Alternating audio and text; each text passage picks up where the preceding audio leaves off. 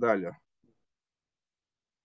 Jā, pirmā daļa būs tā, kura vairāk skars varbūt kaut kādus prezentācijas materiālus, statistikas datus, un otrajā daļā es mēģināšu vairāk parādīt tās praktiskās lietas, ko jūs varat izdarīt, izmantojot šajā gadījumā Lusoft IT pakalpojumus, kas izmanto desmitiem reģistru atklātos datus un ne tikai, jo daudzas no šīm lietām, tā skaitā statistikas, kuras es mēģināšu šeit rādīt, faktiski jūs varat iegūt arī izmantojot šo mūsu izveidoto vidi, Lusoft LV. Un tātad to es mēģināšu praktiski parādīt.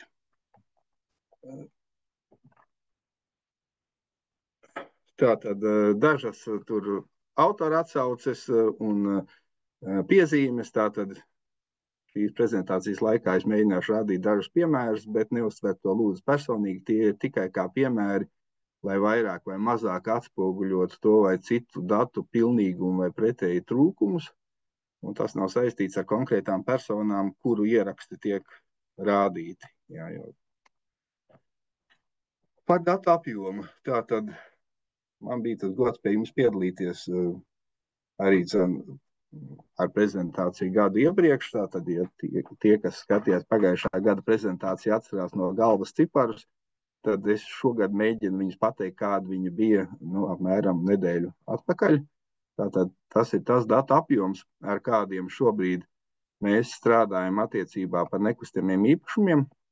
Proti, tie ir te visi Valsts zemes dienesta kadastrā reģistrēti objekti, zemes un būves. Un tātad šobrīd uz šī gada māju ir vairāk kā 6,2 miljoniem.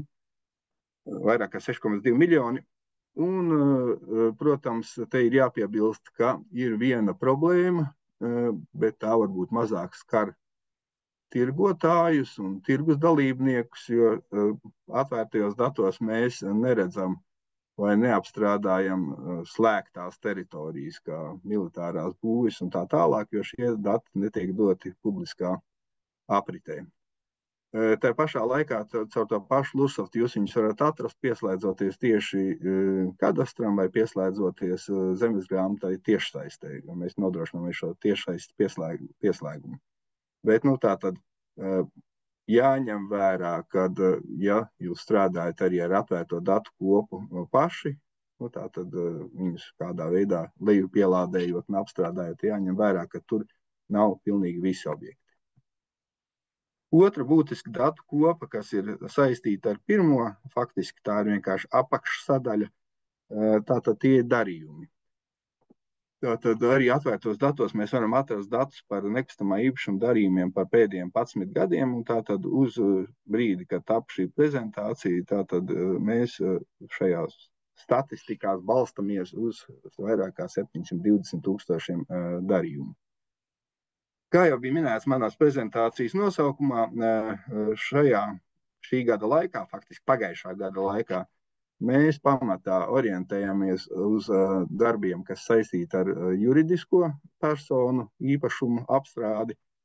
Ja, un tātad Latvijā uz šo brīdi kopumā ir reģistrēti vairāk kā 470,000 juridiskas personas.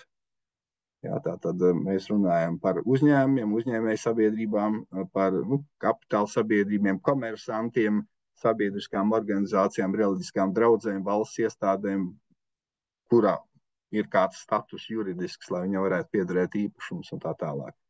Protams, liela daļa no tiem ir arī likvidācijas statusā, tātad juridiskās personas ir likvidētas, bet par to joprojām ir vērts runāt, jo vairāk kā 2000 no pirmajā rindiņā minētajiem objektiem ir tādi, kuri ir fiksēti personām, kuras ir likvidētas. Un tā ir bijusi kāda likvidātora kļūda vai kaut kādas pārreģistrācijas procesa kļūme, bet tāpēc jēga runāt par visiem. Sistēmā mēs esam integrējuši arī šobrīd diezgan aktuālu tēmu. Ja, tās ir sankcijas. Kā mēs zinām, sankciju uzplūdums nebeidzas, un tātad šajā gadījumā šīs sankciju izdodošās iestādes, kuras aptveram mēs, tātad ASV, Eiropas Savienības sankcijas, Kanādas sankcijas. Jā, tātad viņas faktiski tiek papildināts šis saraksts gandrīz katru nedēļu, dažkārt pat katru dienu. Līdz ar to, ja jūs strādājat ar ārvalstu personām, pamatā tās ir ārvalstu personas, jo Latvijas sankcijā pakļauto personu ir maz, tad tas ir jāņem vērā. Tā pašā laikā pēc Finanšu izlūkošanas dienas datiem vairāk kā 100 šobrīd nekustamā īpašuma objekti ir uzskatīti par iesaldētiem saimnieciskiem resursiem. Un tātad šāda pazīme Lusav tīsiņās ir iegūstama, tā skaitā saprotot, kas ir tas iemesls, kāpēc kura persona te ir tā sankcija sarakstā un kāpēc viņš ir sankcionēts. Jāņem vērā, ka nekustamie īpašumi, to nevar uzskatīt par apgrūtinājumu, bet bieži vien satur jēdzienu, ka viņā notiek saimnieciskā darbība, kas savukārt izraisa dažādas attiecības no dažādu pašvaldību un iestāžu puses, proti tas var būt pēc statusa privāts dzīvoklis vai juridiskai personai piederoša adrese, ēka, objekts, bet tajā darbojās citu juridisko personu kādas struktūra vienības vai juridiskās personas. Un tādu arī ir diezgan daudz.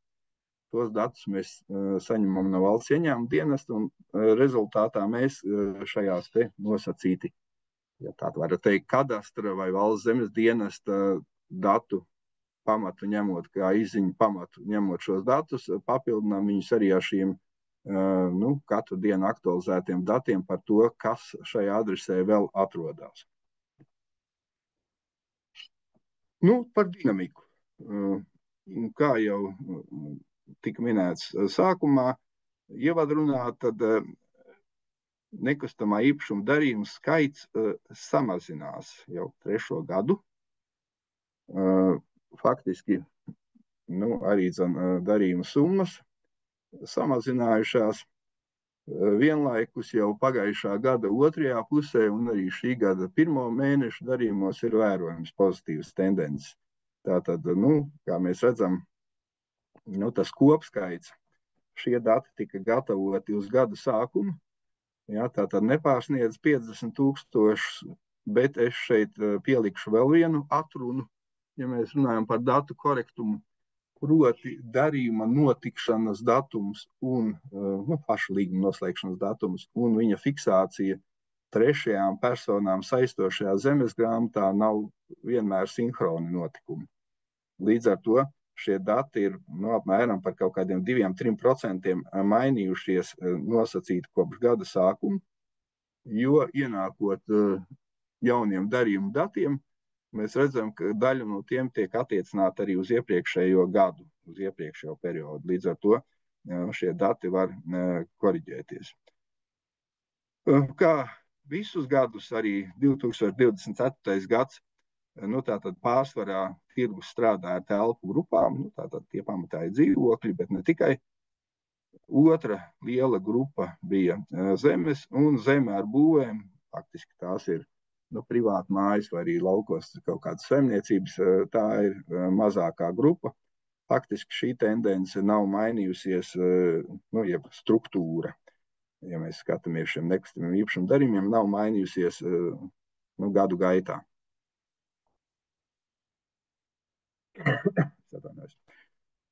Tātad no 2027. gada, tātad vēlreiz, tātad ciparus atkārtoju šeit vēlreiz. Papildus var teikt, ka vidējā darījuma summa telpu grupām 2024. gadā faktiski bija nemainīga, un ja mēs tā skatītos izlases kārtībā, jums tādu precīzu datu nav, bet izlases kārtībā tad faktiski standarta veco māju, veco namu dzīvokļu cena ir faktiski 19. 20. gada līmenī, bet šo cenu kopumā vidēji, ja mēs runājam šeit par statistiku, tur jaunie projekti, kur šī cena ir pat augusi. Ja mēs runājam par vidējo darījumu cenu darījumos ar zemi, arī tā ir augusi nedaudz. Ja, un vidējā cena ir 28 apmēram 1000 eiro par darījumu. Un tātad par zemu un būvēm ir augusi visvairāk, tātad gandrīz par 7%, un pagājušā gadā tā bija vidēji 8,5 tūkstoši eiro. Ja mēs runājam par nekustamā īpašuma darījumiem kā tādiem, tad jāsaka, ka Rīga šajā tirgus segmentā ir pozitīvāka nekā, ja mēs salīdzinātu, piemēram, ar investīcijām reģionos, kuros vairāk kā 70% ir Rīga, vai, ja mēs runātu par uzņēmumu skaitu, kur arī tuvu 70% aktīvo uzņēmumu reģistrēti Rīgā, pat ja tās struktūra vienības viņam atrodas citos novados, tad šeit tas izteiktais Rīgas faktors pat nav tik liels. Bet, protams, viņš tāpatās sastāda 31%, kur pretī visi pārējie, jūs redzat, otrā vietā pagājušā gadā ir bijusi Daugavpils, ar 3,5%. Līdz ar to var teikt, ka nosakošais tirgus segments joprojām ir Rīgas segments, bet viņš nav, vēlreiz atkārtojos, tik izteikts, ja mēs runājam par uzņēmēju darbību kopumā, ja mēs skatāmies no investīciju viedokļa, tātad uzņēmēja darbībā kā tādā, ražošanā kā tādā, un arī pēc uzņēmuma skaita ziņā. Tātad šeit Rīga nav tik dominējoša. Viņa ir tikai trešdaļa, nevis 2/3. Un tātad, kā jau minēju sākumā, mēģināšu vairāk runāt par juridiskām personām, kuras mēs pagājušā gada laikā esam apskatījuši nekustamo īpašumu sakarā visvairāk, tātad mēģinot piedzīt šīs te īpašumus pie juridiskām personām, lai praktiski jūs varētu ar vienu klikšķi, kā mēdz teikt, iegūt pilnu kādas juridiskas personas īpašumu sarakstu, iegūt šī saraksta tādu analīzi, un tātad izpētīt kaut vai katru šo te objektu, kas pieder nekustamā īpašuma portfelī kādai juridiskai personai kopumā. Kāpēc mēs sākām ar šo daļu? Pirmām kārtām tāpēc, ka juridiskas personas, pie tā mēs pieskaitām, protams, arī valsti, un tās atvasinātās personas ir lielākie īpašnieki nekustamā īpašuma portfelī. Tātad vairāk kā 88% zemes, vēlreiz ar zvaigznīti, tāpēc ar zvaigznīti, jo šeit nav iekšā tās vēl zemes, kuras pieder, piemēram, aizsardzības ministrijai. Tātad visticamāk tie kā 90% zemes, jeb īpašumu pieder juridiskām personām. Ja mēs runājam par tīri komercsabiedrībām, tas, kas visvairāk varbūt darbosies tirgū, tad mēs varam teikt, ka tikai 6% no nelikvidēto uzņēmumu, nevis no visa, bet no nelikvidēto uzņēmumu skaita, un sabiedrisko organizāciju un citu juridisko personu skaita pieder nekustams īpašums. Bet kopskaits, tātad tie ir gandrīz 29,000 juridisku personu. Vienai personai piedarošais īpašumu skaits var būt ļoti liels. Tātad minēsim droši vien visiem zināmos Latvijas valsts mežus ar vairāk kā 10,000 īpašumu. Un, protams, ir virkne personu, kurām īpašums ir tikai viens. Otrs aspekts, kāpēc man šita nekustamā īpašuma joma saistībā ar juridiskām personām tik būtiska arī šajā gadā, mēs visi zinām, ka tika ieviestas jaunas kadastrālās vērtības, kurām it kā vajadzētu labāk attēlot īpašuma faktisko vērtību. Un tātad mums ir tagad fiskālā universālā kadastrālā vērtība. Un ja mēs zinām tautā izplatīto stāstu, kad īpašuma vērtība ir nenovērtēta, ka privātu personām īpašuma vērtība augs, un arī, protams, attiecīgi augsts nekustamā īpašuma nodoklis, tad nekustamā īpašuma piederība juridiskai personai šīs jomas stāstus lielā mērā maina. Es te ieliku 2 tabuliņus, jā, tā tad nezinu, cik viņas saskatāmas, bet prezentācija tiek ierakstīta, un ja būs nepieciešama, var arī nosūtīt. Proti par spīti stāstam, ka universālā kadastrālā vērtība, kura labāk attēlos īstās vērtības augs, tad ir tāda dīvaina tendence, kad, ja mēs skatāmies topā, tad ļoti daudzām juridiskām personām šī vērtība ir kritusi. Un tā īpatnība ir tāda, ka kritusi viņa ir personām, kuras pamatā ir saistītas ar valstu vai pašvaldību. Jā, tātad mēs redzam, pirmajā desmitniekā tur vismaz kādas 4-5 ir Ventspils ostas teritorijas, bet, teiksim, tāds līderis, ja mēs skaitam reižu ziņā, ir šeit, piemēram, Biķernieku trase, kura universālā kadastrālā vērtība ir kritusi bezmaz 5 reizes. Kas nav vērojams, ja jūs pāanalizētu datus, kas ir blakus ap šo trasi. Un līdz ar to tas jautājums, vai šī zemes vērtība, ja viņa pārvērst citā statusā, arī tik ļoti kristu, paliek atklāts. Un pretēji, ar visdažādākiem iemesliem, piemēram, mums pazīstamie Pārdaugumā Dvīņu torņi, jā, tātad vērtības ziņā ir auguši ar teju rekordlielu vērtību, jā, tātad no 25 miljoniem eiro uz 122 miljoniem eiro pēc šīs te universālās kadastrālās vērtības. Un, tātad kaut vai, ja mēs ņemam vērā to, kad komerciālām būvēm tās nodokļu atlaides tur tā īpaši jāizprasa, tad mēs attiecīgi varam domāt par cik augsts kaut vai šis nekustamā īpašuma nodoklis, un attiecīgi arī droši vien īres maksas vai cenas šādā objektā. Un atkal, ja mēs apskatāmies šo top 10, mēs redzam, ka juridisko personu top 10 universālās kadastrālās vērtības pieaugums maksimums tātad bijis 97, bet viņš beidzās ar 28 miljoniem. Tātad šīs te vērtības, universālās kadastrālās vērtības ir augušas ļoti strauji. Es dziļāk par šo neanalizēšu, jo iemesli var būt dažādi. Piemēram, pats īpašnieks vēlās palielināt savu kredītu portfeli un var palielināt savu vērtību īpašumam un aizņemties vairāk. Cik tālu tas ir šis iemesls vai cits iemesls varētu būt arī, tas ir tiešām valsts objektīvi abstrahēti novērtēts, ka šai būvēja konkrēti zemes gabalam ir šāds vērtības pieaugums, bet tas droši vien jau ir jomas profesionāļu ziņā. Tātad mēs, nedz Lursafts nekustamā īpašuma tirgū nedarbojamies, mēs analizējam tikai datus, kādi viņi ir.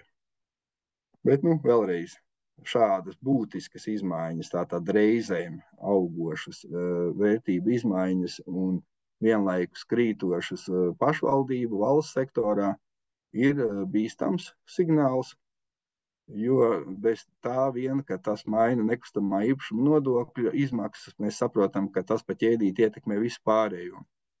Un tas vēl vairāk var palielināt slodzi uz privāto sektoru, proti ne tikai ar īpašiem finansēšanas mehānismiem pašvaldības var teikt, ka mēs būvēsim tagad lētos dzīvokļus un dalīsim, kā mēs vēlēsimies, neatkarīgi no tirgus principiem, bet arī šādas te vērtību manipulācijas lielā mērā ietekmē jau konkurenci, jo mēs nerunājam par procentu daļām, bet mēs runājam par reizēm, mēs runājam par 100 miljoniem uz vienu objektu, kas atkal atstāja ietekmi arī uz visiem blakus īpašumu kadastrālām vērtībām, sekojošu nodokļu maksām un pārējām izmaksām. Tā kā šī tēma ir aktuāla, valsts ir solījusi nekustamā īpašuma nodokļu jomu sakārtot, droši vien profesionāļiem tur būtu aktīvi jāiesaistās, lai mēs neaizbraucam, kā es minēju, tas viss skar arī ar šīs te konkurences starp privāto un valsts un pašvaldību jomām aspektus. Kādus datu avotus, es tā pamazām pāriešu uz stāstu par online parādīt, kā mēs to statistiku, kur es tā ļoti ātri pārgāju pāri, mēs katrs varam iegūt pats Lursop mājaslapā. Tad es vēlreiz nedaudz atkārtošos, kas ir šie avoti, kas tiks izmantoti ar tiem attiecīgiem minētiem cipariem, objektiem, kas ir pieejami tiešsaistē. Tātad, primāri, tātad tie Valsts zemes dienesta kadastra informācijas sistēmas teksta un ģeotelpiskie dati. Jā, tad mēs rādām arī kartes, ne tikai šos datus.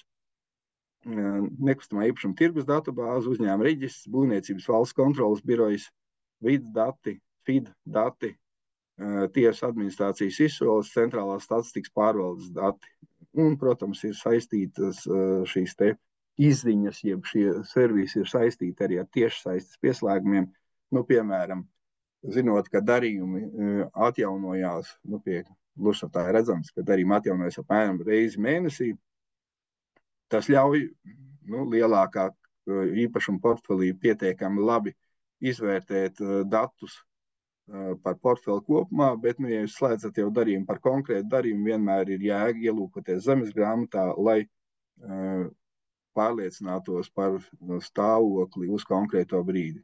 Tas pats attiecās arī uz Valsts zemes dienesta datiem, jau kadastru arī tur ir šis tiešsaistes pieslēgums un citi reģistri. Tātad es nezinu, kā jūs esat raduši strādāt, tāpēc es esmu sagatavojis paralēli gan prezentāciju kā prezentāciju, bet es varētu šo mēģināt rādīt tiešsaistē, un tie, kuri sēž pie datoriem, varbūt var mēģināt to darīt līdzīgi. Varbūt organizators iesaka, kā man darīt. Varbūt rādīt tiešsaisti. Jā, es domāju, ka pilnīgi noteikti. Jā, tad es tagad izliekšu bišķi ārā no šīs prezentācijas un paspēlēsimies ar datiem tiešsaistē, un tad atgriezīsimies atpakaļ šeit. Jā, paldies. Paldies.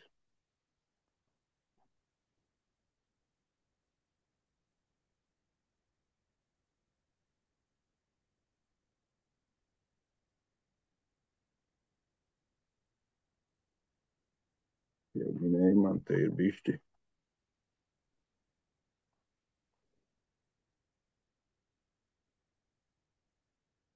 Mainīts.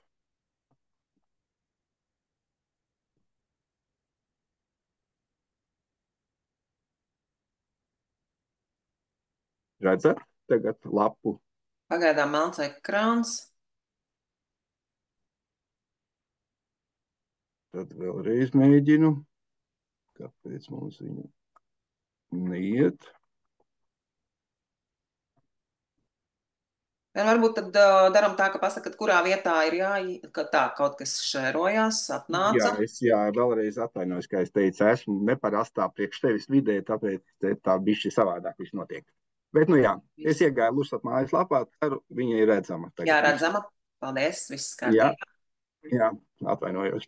Tātad ejam kreisajā pusē, tāda sadaļa nekustamā īpašuma datu bāzes. Tie, kuri ir pie kloķiem. Tātad tur ir aprakstīti tie servisi, kāda mums šīs datu bāzes un kurienes ir pieejams. Tātad šobrīd mēs pamatā rādām tikai Latvijas kadastru datus, bet esam apkopojuši arī šo no kaimiņiem, bet jāiekustās ar vietējiem. Un mēs redzam, ka šeit ir vairākas sadaļas. Tā skaitā it kā tāda tāla no praktiķiem tēma, kā mērķu klasifikācija, būvju klasifikācija un tā tālāk. Bet es šoreiz sāku tieši ar viņiem, jo tāpēc, ka tie nav tikai klasifikātori, tie ir praktiski rīki. Kaut arī es paņēmu šo pašu nekustamā īpašuma lietošanas mērķu klasifikāciju.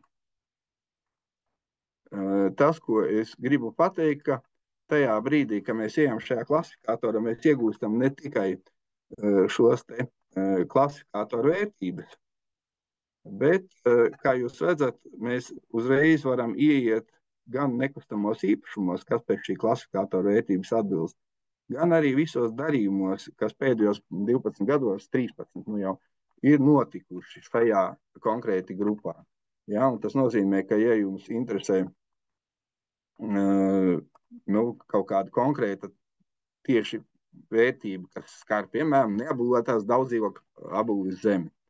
Tad mēs redzam, ka ar šādu klasifikātoru valsts zemes dienesta kadastrā ir reģistrēti zināms skaits objektu, ja, un ar tiem ir notikuši arī kaut kāds skaits darījumu. Ja. Un tātad uzklikšķinot, mēs varam nonākt līdz pat vienam objektam. Ja, es tikai izvēlējos kaut ko Kandavas ielā, un mēs nonākam līdz pat tai pamata informācijai, kas par šo objektu ir atrodami. Ja, tātad vēlreiz spēru soļus atpakaļ, esam mājaslapā, ieejam nekustamā īpašuma datu bāzēs, braucam it kā uz tādu teorētisku stāstu kā klasifikācijas, bet šie klasifikātori tātad nav tikai tāpēc, lai pateikt, ka viņi eksistē, viņi ir vienlaikus arī šie rīki, kuri parāda, cik konkrēti šim klasifikātoram ir atrodami pretī noteikta veida valsts zemes dienestā klasificēti īpašumi. Tas pats attiecās arī uz darījumiem.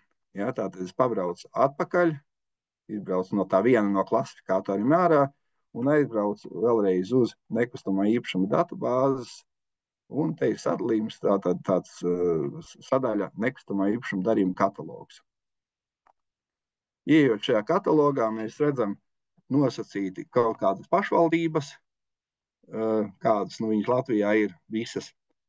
Redzam pēdējos darījumus, kad viņi ir fiksēti un pieejami pie mums, un redzam, ka kopā šeit ir atrodami 720,000 darījumi, kas vispār ir reģistrēti.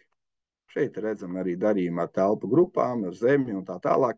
Līdzīgi kā no tā klasifikātora puses, bet atgādināšu, tas bija pēc šī te zemes būvju klasifikācijas. Šeit tas ir jau skatoties no darījuma viedokļa, ja, tātad cik kādi darījumi notikuši. Un redzam, ka darījumi ar telpu grupām tautā biežāk sauktiem ar dzīvokļiem, tātad tas ir dominējošais darījumu veids. Kā tad mēs varētu iegūt to statistiku? Ļoti vienkārši. Mēs varam pateikt, ka mums interesē nevis viss, bet, piemēram, darījumi, kas ir notikuši no summas tādas līdz kādai. Ja, tātad mēs varam atrast darījumu, atlasīt pēc darījuma datumiem no līdz, meklēt konkrētās teritorijās. Ja, tātad atlasīt, piemēram, tikai telpas. Un atkal tātad veidojot šos te atlases kritērijus, jūs varat iegūt statistiku gan uz konkrēto brīdi, gan nosacīt statistiku dinamikā. Ja? Tātad, ja es šeit ieliktu darījumu datums no līdz, kur objekti ir tikai telpas, ja? Es tātad iegūtu tikai tos darījumus, šie cipariņi šeit uzreiz parādās, kas ir notikuši zināmā periodā. Ja es to papildinu vēl ar summām, es šos te kritērijus palielinātu vēl ar kādiem papildus kritērijiem. Ja, tātad līdz ar to tā ir iespēja lietotājam pašam faktiski apskatīties, cik tad notikuši darījumi pagājušo mēnesi tur Mārupes novadā vai kaut kur citur. Atkarībā no tā, ko jūs sektoru, kurā jūs konkrēti strādājat, tātad vēlreiz es šeit neesmu ielagojies, šeit nav parole, šeit nav maksa. Ja, tātad tā ir vienkārši, tas ir vēl viens veids, kā spēlēties ar datiem, lai iegūtu šos te dinamikas, statistikas datus, vai vienkārši nonāk līdz konkrētam objektam. Es redzu, ka ir pacelta roka, es atvainojos, bet es mēģināšu pieturēties pie man sākumā pieteiktā. Es mēģināšu iziet cauri prezentācijai un jautājumus lūdzu vairāk uz beigām. Tātad tā ir tāda viena lieta, ko var izmantot katrs, tātad, lai gatavotu sev statistikas par to, kas kaut kur notiek. Vēlreiz, ko es jau minēju prezentācijas laikā, ņemam vērā. Šeit var neparādīties tie īpašumi, kuri ir saistīti ar kādām valsts strateģiskām interesēm. Nu, piemēram, pēkšņi kaut kāda Rail Baltica trases daļa tiek nopirkta un iet caur poligonu un tā tālāk. Ja, tātad šie dati var neparādīties publiskajos datos, viņi būs atrodami caur zemes grāmatu tiešsaistē, meklējot pēc konkrēta objekta, bet viņi nebūs šādi šķirstāmi. Un otra lieta, ko mēs esam pamanījuši, tātad vēlreiz juridiski darījums, pirkuma darījums var notikt citā laikā un atspoguļojums reģistros var notikt vēlāk. Līdz ar to vienmēr ir jēga retrospektīvi uzmest aci, vai tas skaits, ko mēs ieguvām vakar par pagājušo gadu, šodien ir tāds pats, bet vēlreiz pie tā nebūs gluži vainojams Lusoft, jo viņš šos datus tikai atspoguļo tādās citās veidos. Tad varbūt pāriešu vēl pie vienas publiski pieejamas daļas, kas arī, manuprāt, ir ērta. Proti, ja mēs skatāmies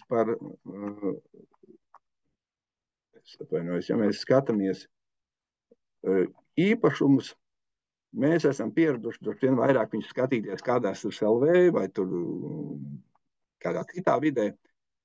Un personīgi mani īsti neapmierināja veids, kā tur šie dati tiek attēloti.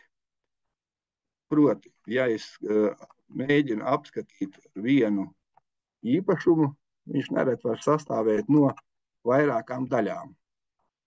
Un tad man tās telpiskās kartes ir jāver vaļā katra atsevišķi.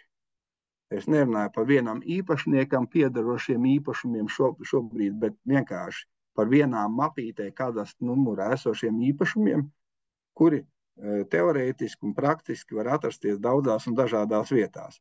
Es te paņēmu vienu piemēru, kā jūs redzat, ir viens kadastra numurs, bet ja jūs ar viņu strādājat, verot vaļā kadastrā, jūs telpiski redzēsiet katru no šiem te veidiem, katru no šiem gabaliem atsevišķi, bet, lai savilktu viņus kopā, jums tas prasīs zināmu piepūli, jo tāpēc, ka tā ir veidota sistēma. Mēs viņus mēģinām veidot tātad pēc šī nosacīta reģistra principa viena mapīte, tātad viens kadastra numurs, viena saucamais karte.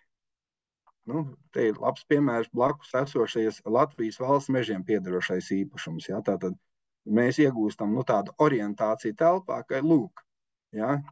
Šeit šim gabalam ar valsts mežiem nav nekāda sakara. Bet, ja mēs apskatāmies šeit, tad lūk, šim gabalam jau Latvijas valsts meži ir tuvu kaimiņos. Un arī šiem gabaliem, ja, tā tad ir kaimiņos Latvijas valsts meži, pat nezinot, ka tie ir Latvijas valsts meži, bet kadastrā šis te viss ir ierakstīts ar vienu kadastra numuru. Līdz ar to tas, kas varbūt citos risinājumos parādās ar, kā lai saka, vairākām daļām, tad jūs redzat, ka faktiski tās viens kadastra numurs ietver tur teritorijas vēl tālāk. Ja, tātad tas atkal praktiski, manuprāt, ļauj ērtāk orientēties vidē, sevišķi jums jāveic kaut kāda saskaņojuma, teritorijas plānošana, kaut ko pērkot un pārdodot, vai vienkārši saprotot, kas jums ir kaimiņos. Jo atkarībā no šī statusa, vai tā ir juridiska persona vai fiziska, vai tā ir valsts vai pašvaldība, tātad šie noteikumi var būt dažādi un dažādu laiku prasīt un tā tālāk. Ja, bet tātad šeit uzbraucot, jūs uzreiz iegūstat priekšstatā. Tagad mums tāda aktīva pieprasījuma ir par vēja parkiem, kurus te ļoti skaņo. Mēs arī gatavojam datu atlases, ja, tad tā vietā, lai rakstītu 3 vēstules, piemēram, šiem te īpašniekam, ja, mēs uzreiz saprotam, ka tas faktiski ir viens pašvaldības kadastra numurs, tātad uzreiz varam aizsūtīt vienu vēstuli, norādot visu, kas attiecās uz šo te, un arī saprast, ka fiziski, ja mēs kaut ko šeit gribam būvēt, kaut kādu iegūt servitūtu ceļām cauri un tā tālāk, tad tas attieksies uz šiem te, uz vienu kadastra numuru, uz vienu kadastru, pat ja mēs nezinām šo īpašnieku. Tad arī šis ir iegūstams publiski. Ainār, es atvainojos, kamēr mēs esam sistēmā vēl iekšā, mums ir ienācies jautājums, kur kartītē var redzēt pārdošanas cenu? Tātad kartītē pārdošana, ja ir darījumi, mēs nonāksim arī pie darījumiem. Es Paldies. mēģināšu atbildēt. Ja? Šeit darījumi nav, es vienkārši mēģinu vēlreiz ilustrēt pagari varbūt, bet to, par ko nav jāmaksā. Ja? Jo tāpēc, ka ir izziņas, kurām mums parādīsies kaut kādas maksas, ja? Tā tad līdz ar to tur jau vajadzēs ielogoties un tā tālāk. Šis viss, ko es rādu, ir pieejams katram bez maksas, un tā tad dinamiku, cik ir pagājušā mēnesī notikuši darījumi un tā tālāk. Tā tad tas, kas bija viena no šīm tēmām, kādi pa veidiem, pa telpu grupām, pa zemēm ir iegūstami, tā tad vienkārši izmantojot mājaslapu. Tā tad mēģinu atbildēt tagad par darījumu cenām. Tā tad, ja es eju abstrakti, nezinu, par kuru darījumu iet runa, tad es ieju darījumu katalogā, izvēlos pēdējo darījumu, saku izziņa, un tā tad prasu pilno izziņu.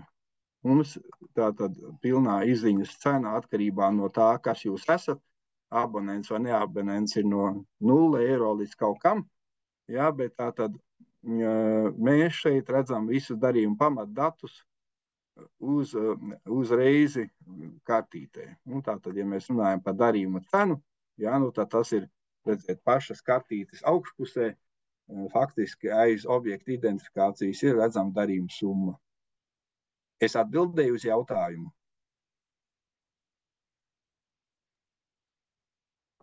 Labi. Jā. Jā. Tātad viņa redzama uzreiz augšpusē darījuma summa, viņa nav izcelta. Uzreiz brīdina, mēs šīs sistēmas visi veidojam paši un papildinām. Tāpēc, tā lai saka, šīs sarunas tēma arī ir tā, ka informēja, ka mēs šobrīd pārēķinām, būs pieejami dažādi, tā skaitā grafiski attēlojumi, cena par kvadrātmetru, cena pret kadastrālo, pret universālo, fiskālo un tā tālāk. Tātad mēs kaut kādas ciparus izcelsim atsevišķā blokā, ja šeit viņš varbūt tā ir pazudis, ja viņš bija jāmeklē.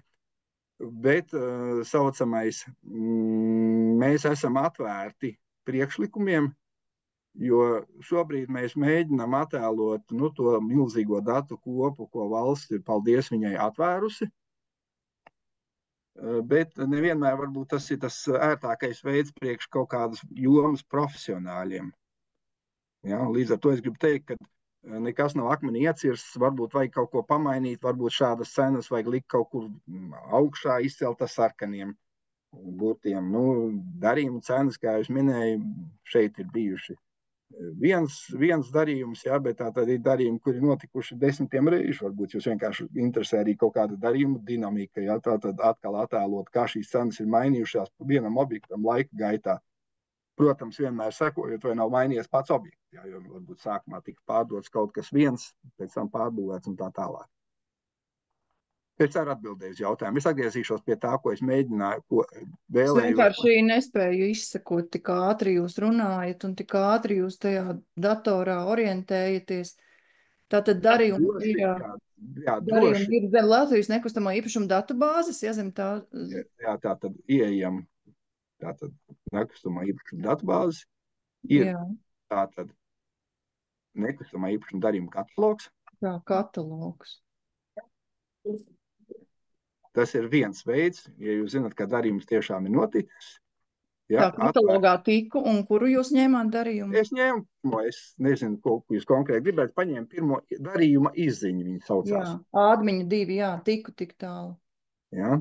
Darījuma izziņa, un tad es skatījos pilnā izziņa, bet es tagad esmu jau ielogojies atšķirībā no visa iepriekšējā, ko es rādīju, kā lai saka, bez maksas, bez režīmā, bez abonēšanas režīmā. Jā, tātad šeit ir vajadzīgs šis abonēšanas princips, jā, tātad jūs varat nobonēt. Skaidrs, man ir jāsamaksā €16. Jā, atkal bet redziet, es atvainojos. Atkarībā no līgumiem, jā, tātad jūs varat noslēgt, turpat reklāmu dienas līgumu, samaksāt laikam 4,99 un rakt, cik jums tur patīk. Redziet, man nospiežot podziņu pilnā izziņa piedāvā tikai 2 opcijas. Īpašumtiesības pa €15. Un pilnā izziņa. Sapratu, jā, mums visur priekšpusē man tā lektu ārā reklāma, abonējiet. Bet, jebkurā gadījumā, ja tas ir aktuāli, tā tad ir šie te abonēšana, ja, un tā tad, redziet, ir nekustamā īpašuma datu 24 stundu abonents. Tas uzreiz brīdina, ir dārgākais veids, kā mums strādāt, bet, ja tas ir vajadzīgs ļoti reti, bet 100 izziņas vienai dienai vai 200 izziņas un tā tālāk, plus te ir atlaides pieslēgšanās kadastram un tā tālāk, plus juridiskās personas nekustamā īpašuma datu izziņai. Jā, tātad tas maksās 4,99. Jā, tas ir veids, kā tikt klāt uzreiz un nevis eiro 16 par vienību. Bet mums ir arī profesionāļi, mēneša abonenti un tā tālāk, ja, kur šī izziņas cena var būt vēl pavisam cita atkarībā no tā, cik plaši jūs nodarbojaties. Jā. Paldies, jūs atbildējāt. Paldies. Tad es mēģināšu, es tagad esmu jau iegājis gandrīz vai tu jautājumu fāzē, es mēģināšu tad pārlikt ātri uz tiem nekustamiem īpašumiem juridiskām personām.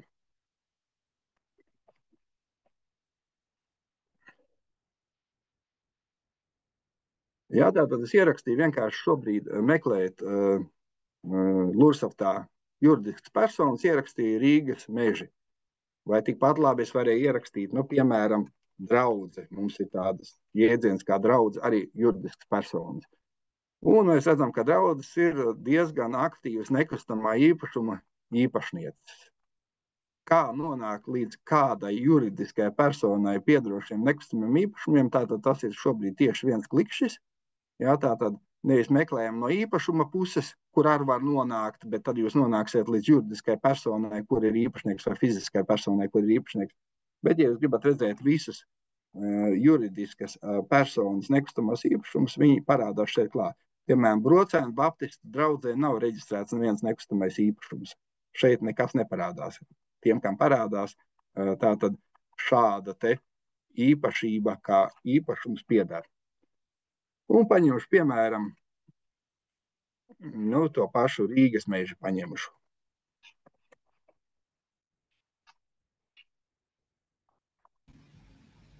Ir tāda sija. Un tā tad, jā, te ir paliela cena. Jā, kas viņu veidot, tātad mēs stādamies priekšā, ka mēs prasot zemes grāmatā un mēģinot iegūt īpašnieku informāciju, nevienmēr zinām, cik to īpašumu būs, un tāpēc šobrīd šī ir vidējā cena. Mēs visi kopā šo cenu varam samazināt. Praktiski spiežot vienu lietu, izdarīt tieši to pašu, kas ir izdarīts ar kadastra datiem, padarīt viņus publiskus.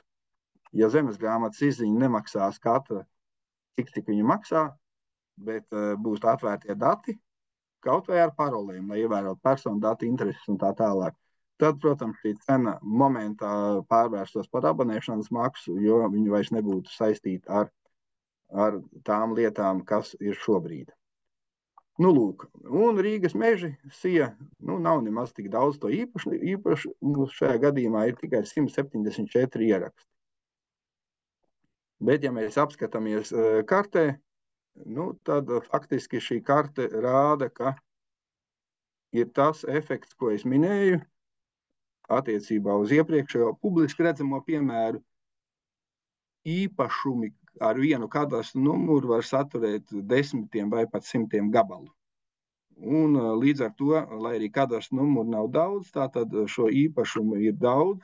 Un Rīgas meži ir interesanti ar to, ka viņi plešās ne tikai citās pašvaldībās ap Rīgu, un tam starp citu ir 799 gadi. Jā, šis viss, ko mēs redzam, ir 1226. gada 15. marta līgums par Rīgas patrimoniālo apgabalu. Bet mēs varam redzēt, ka, piemēram, ir kaut kādas īpašumi arī Limbažu pusē. Tātad tie ir saistīti ar 1600. gadu. Jā, Zviedrijas karalis tika klāt mūsu Rīgai, un kompensācijai iedalīja šādas tādas zemes Rīgas pilsētai Limbažu pusē. Jā, jo tās atkal vēl vēsturiskāk bija arhibīskapijas zemes.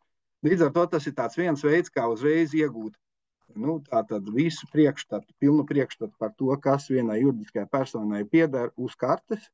Protams, visa šī karte, kā jūs redzat, ir interaktīva, mēs viņu varam tuvināt, attālināt, un tātad nonākt līdz konkrētā, teiksim, gabala aprakstam, uzbraucot un atverot to.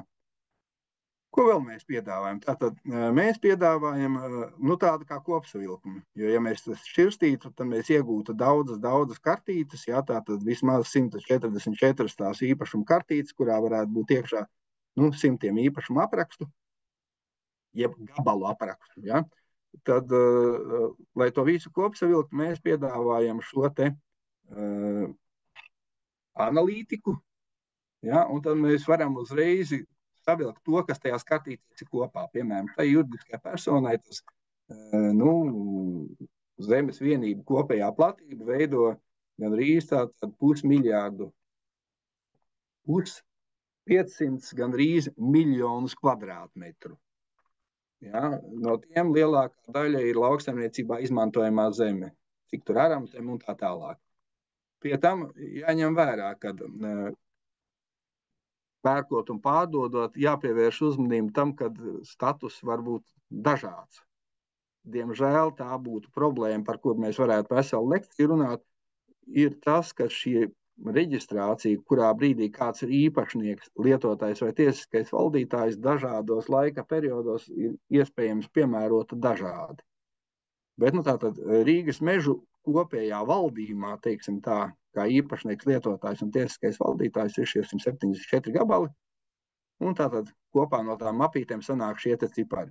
Mēs piedāvājam arī apskatīt šos te ciparus grafiskā formā, un arī šie ir interaktīvi grafiki. Ja, tātad, pieņemsim, jūs interesē kādas juridiskās personas kaut ko nopirkt, bet noteikti jūs neinteresē meži.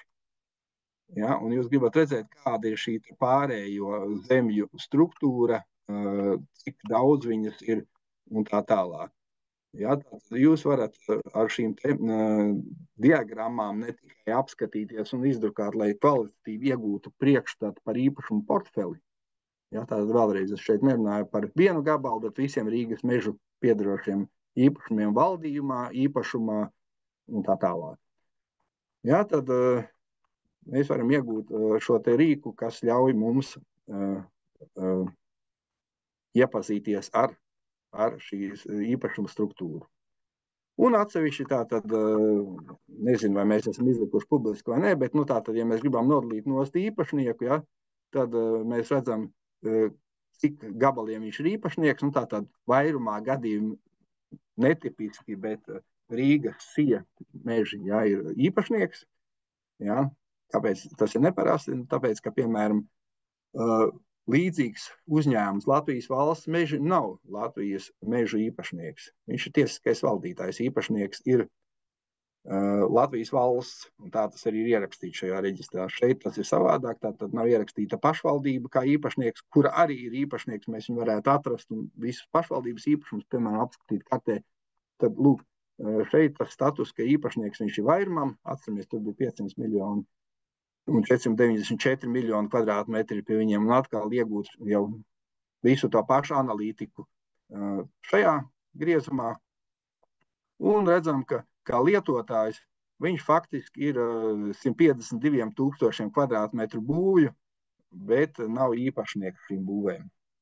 Ja, tātad Latvijas valsts mežu teritorijā atrodas būvis, kurās Latvijas valsts meži ir tikai lietotājs, nevis īpašnieks vai tiesiskais valdītājs. Lūk, un šādā veidā mēs varam iegūt datus par jebkuru man sākumā prezentācijā minētajiem 28 000 juridisku personu. Ja, tātad, ja jūs darbojaties šajā sektorā, mums pašiem šis šķiet ērts rīks, bet mēs neesam nekustamā īpašuma tirgus dalībnieki nevienā veidā, mēs esam šo te sistēmu veidotāji un datu apstrādātāji. Tātad, kam vēl varētu pievērst uzmanību? Es ierakstīšu tādu nosaukumu kā Jantarnī Berek.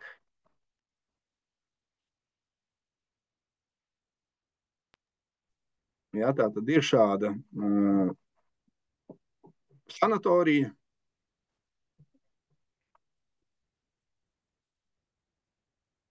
atrodas jūrmalā. Un tātad mēs varam iegūt informāciju par šo te,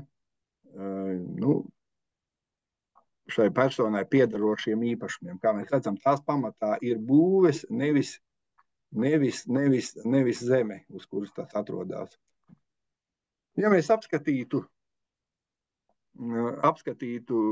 šo īpašumu izziņas formā,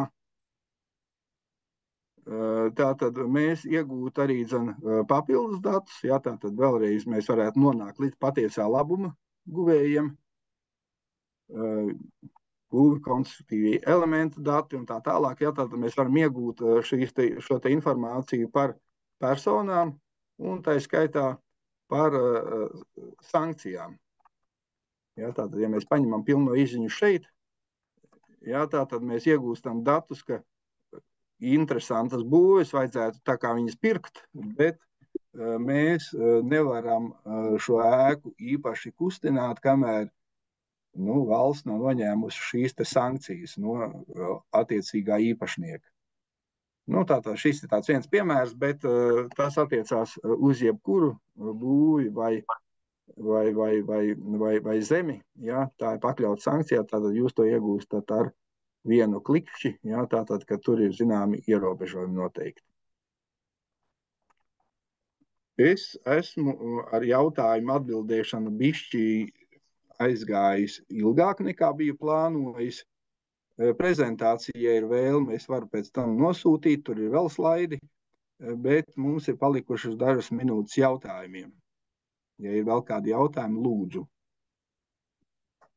Jā, kolēģi, droši arī tiešajā ēterā variet uzdot, un es skatos, ir mums jautājums no Māra, tā kā būtu lētāk, par cenrādi jautājums, vai Lūša piedāvājums ir lētāk nekā cenu banka. Pareizi sapratu, bet te ir jautājums atkal, vai Ainaram ir informācija par cenu bankas cenrādi. Es pat laikam esmu tur reģistrēts. Es teiktu, ka mēs nedaudz atšķiramies savos produktos, jo cenu bankas, manuprāt, galvenā priekšrocība un labums ir tas, ka viņi analizē arī reālā tirgus datus, kurus mēs pagaidām neesam šeit iekļāvuši. Mēs iekļāvām tos juridiskos datus par darījumiem, bet nesalīdzinām viņus pret, piemēram, SS reklāmām. Ja? Līdz ar to tie ir dažādi produkti nosacīti. Tas, ko mēs piedāvājam, tātad pamatā tā ir, tā skaitā tiešsaiste, jebkurā brīdī mēs varam aiziet uz kādās zemes grāmatu ar vienu klikšķi, iegūt ļoti daudz informācijas. Es jau mēģināju sākumā rādīt bez maksas, tātad vispār nekāda. Es nezinu, vai cenu banka, piemēram, piedāvā juridisko personu nekustamā īpašuma portfeļu datus. Ir viņam tās pakalpojums, kurš zina? Vienai juridiskai personai piedarošos īpašumus. Ja? Līdz ar to es nevaru pateikt, jo es neesmu šo pakalpojumu citiem īpaši redzējis, un tāpēc es neatbildēšu. Bet, kā jau es minēju sākumā un rādīju sākumā, vēlreiz abonēt, ja tikai gribās paspēlēties, vienas dienas abonents maksā 4,99. Jā, tātad, un tur ir iespēja skatīties visas šīs te izziņas diezgan daudz, jā, tātad, cik jūs spēsiet paņemt. Ivanda grib kaut ko teikt, bet es laikam neesmu tas, kurš kaut ko atļauj vai neatļauj. Sakiet, vai fiziskām personām arī ir kaut kāda klasifikācija taisīta? Kādā ziņā īpašniekiem, fizisko personu īpašumiem? Teiksim, vārdu uzvārdu personas kodu, un tu redz, kas viņam viss pieder. Tehniski tas būtu iespējams, bet šobrīd netiek realizēts personu datu aizsardzības regulas dēļ. Jā, tātad mēs šobrīd strādājam tikai ar juridiskām personām. Mēs varam jums parādīt, saprotat, tehniski tur nebūtu nekāda atšķirība, bet juridiski mēs to nedaram. Jūs varat apskatīt vienu īpašumu, šo te analītiku un tā tālāk, bet nevis viena fiziskai personai piederošu īpašumu kopumu, jo tādu pakalpojumu mēs nesniedzam. Tāpēc vēlreiz aicinām likvidēt juridisko nonsensu, juridisko paradoksu, teiksim tā, ka jums ir jādeklarē 1 eiro ieguldīšana SIA komersants X kapitālā, jāziņo par patiesā labuma guvējiem un tā tālāk, un jūs ar vienu klikšķi uzņēmuma reģistra atvērtajos datos varat atrast visus šādas 1 eiro vērtas kapitāla daļas jebkurai personai. Tieši tāds pats īpašums, jo nekustamais īpašums ir tāds pats aktīvs, tāda pat tiesība uz īpašumu kā kapitāla daļu ir noslēpts. Aicinām atvērt zemesgrāmatas datus un vienādot šo principu, jo, ja mēs varam noskaidrot visu, kas pieder vienai personai kā kapitāla daļas, kāpēc mēs to nevaram noskaidrot vienai personai kā īpašumu, jo turklāt, ja tas kapitāla daļa bieži vien neko nedara, tad tie kaimiņi gabali var apludināt jūsu gabalu, braukt jūsu gabalam pāri un tā tālāk, un līdz ar to šādiem datiem, protams, būtu jābūt publiski pieejamiem un apstrādājumiem. Tajā brīdī, kad tie tiks šādi ļauti apstrādāt, tā tad sistēmā nav jāmaina nekas, tā tad viņi uzreiz spējas to parādīt. Atbildēju uz jautājumu. Tencinu, paldies. Jā, tā tad no īpašuma līdz fiziskai personai jūs minēju, jūs varat nonākt vienkārši uzklikšķinot uz gabala, mēģinot atrast viņa izziņu un prasīt īpašuma tiesības, tā tad jūs varat iegūt uzreiz šajā izziņā saiti uz zemesgrāmatu un iegūt, ka tas ir fizisks personas īpašums. Attiecībā par klasifikāciju kā tādu, sākotnēji minētā statistika, ko es minēju, tā neatiecās tikai uz juridiskām personām, vēlreiz uzsveru. Tā attiecās pilnīgi uz visiem īpašumiem, visa veida īpašumiem, jo tur tika analizēti atvērtie dati par darījumiem kā tādiem, nezinot, vai viņi pieder juridiskai vai fiziskai personai. Tā pirmā daļa prezentācijas. Jā. Vēl mums ir minūte laika, vēl kāds jautājums? Jebkurā gadījumā aicinām katru, kam ir interese, rakstīt tieši, izskaidrosim, aizbrauksim ciemos, parādīsim, vai braucat pie mums, uztaisīsim vēl kādu semināru, jo šie pakalpojumi tiešām ir jauni, un viņi diezgan strauji šobrīd attīstās. Jā, tātad mēs papildinām šīs te izziņas jeb rīkus, gan kā izziņas kā rīkus, gan rīkus atsevišķi, gan šīs te izdrukas formas un tā tālāk faktiski katru dienu, jo mēs šīs sistēmas arī izstrādājam. Paldies! Jā, paldies, Ainar, un ļoti vērtīgi gaidīsim prezentāciju un publiskosim arī šo ierakstu, tā kā būs pieejams visiem arī pēc tam informācijai. Un tiekamies nākamajos mūsu webināros vai konferencēs. Jā, veiksmīgu dienu! Paldies! Un mēs turpinām mūsu profesionāļu kluba webināru ar 2. lekciju. Tātad 2. lekcijas tēma mums ir pieejami īres mājokļi, kas ir valsts nekustamo īpašumu jaunais darbības virziens. Un šeit mums būs 2 runātāji, 2 lektori, Inga Pola, valsts nekustamo īpašumu investīciju piesaistes projektu vadītāja, un Ģirds Zālītis, nekustamā īpašuma tirgus eksperts. Un tad tas, ko saka valsts nekustamie īpašumi, tā tad ir uzticēta nodrošināt privātās publiskās partnerības programmu īres mājokļa Latvijas speciālistiem īstenošanu, kuras ietvaros līdz 2030. gadam Latvijā paredzēts izbūvēt aptuveni 1000 pieejamas cenas īres dzīvokļus. Lūk, tad dodu vārdu Ingai un Ģirtam, lūdzu. Labrīt! Labrīt! Jā, labrīt, mūs dzird, ja? Jā, redz, dzird. Lieliski, tad tūlīt uzliksim prezentāciju.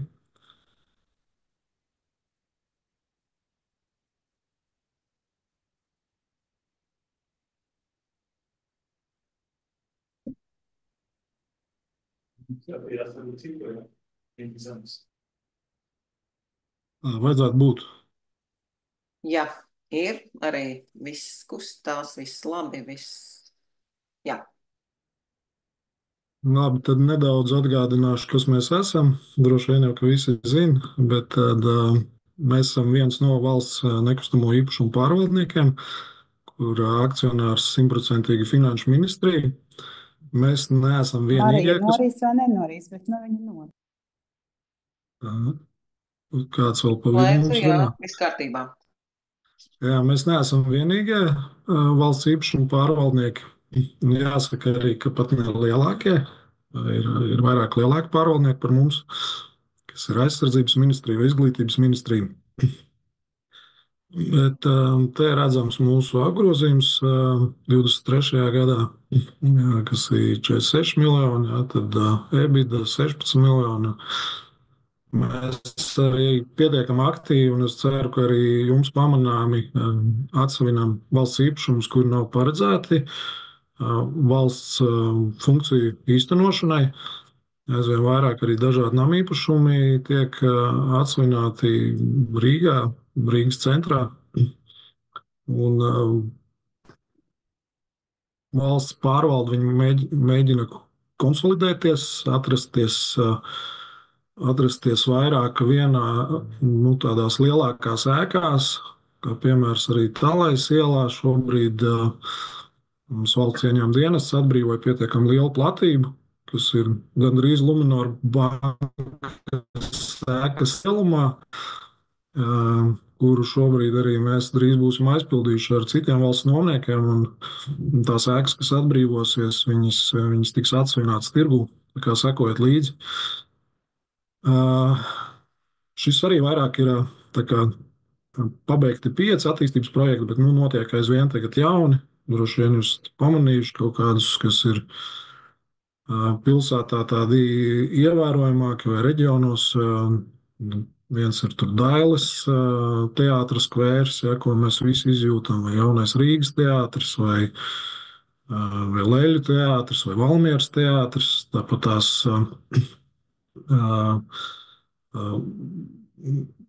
Kultūras akadēmija pārcelsies uz bijušajām TAPFAB telpām un ir atvērts makerspace, kur var izmantot arī mākslas akadēmijas un kultūras koledžas studenti.